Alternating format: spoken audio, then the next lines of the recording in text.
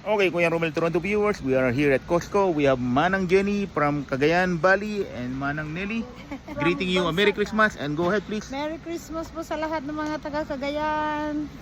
Ilocano. Naimbag nga Pasko ayo amin dito Cagayan na po. Okay, agyaman na.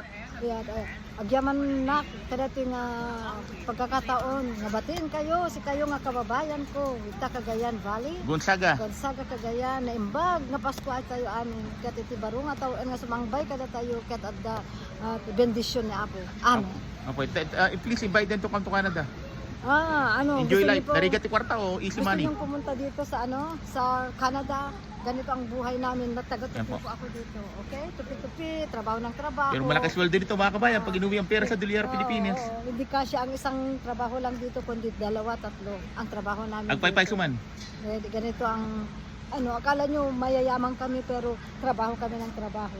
Okay, yung mga nangihingi ng mga Oo. pamasko sa Pilipinas, anong masasabi nyo? Wait muna, wait. Oo. Wait lang o wala muna, awanti kwarta muna. Awan mula ti kwarta.